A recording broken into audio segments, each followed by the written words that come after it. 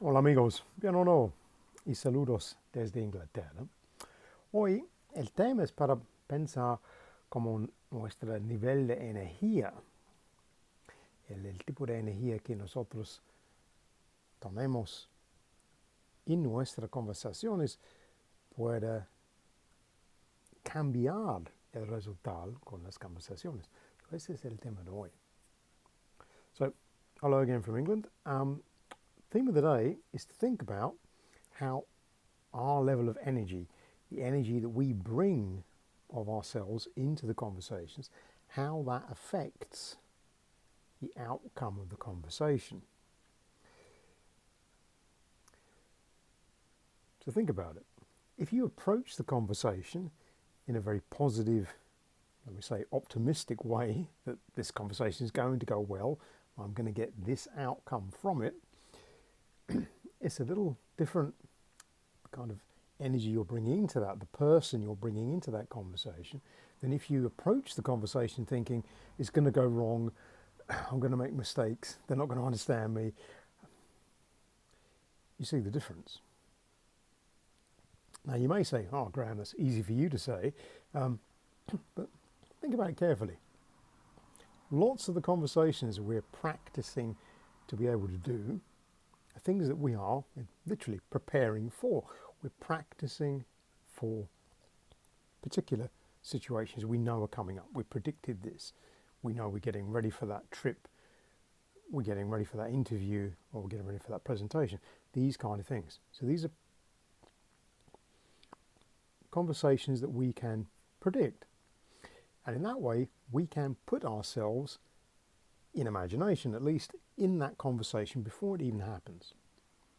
And this is one way of thinking about how we're going to project the most positive version of us in that conversation, depending on the outcome we want.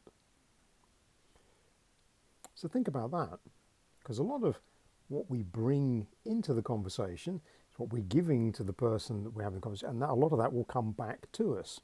So if we go into it with a very negative, oh, it's all going to go wrong kind of approach, chances are you're going to get a lot of that kind of negative comeback from the other person. Whereas if you approach it in a much more positive, this is going to be okay, even if I make mistakes,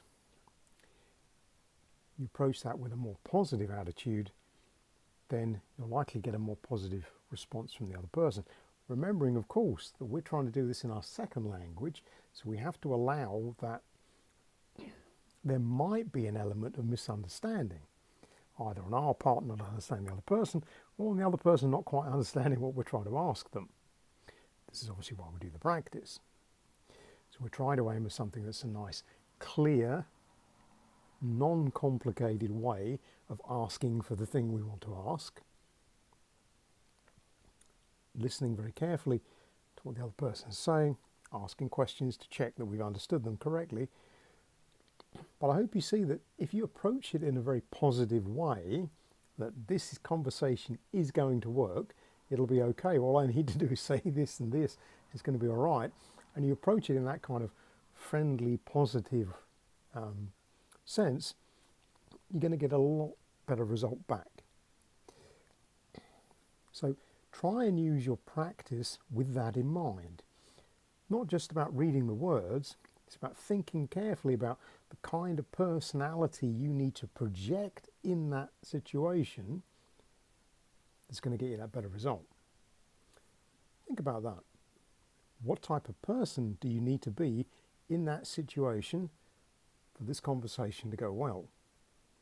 How much energy do you really need to put into that? Think about that. That's the challenge for today. I hope you find this one useful. Déjame saber, como siempre, en los comentarios. But for now, we'll say cheerio.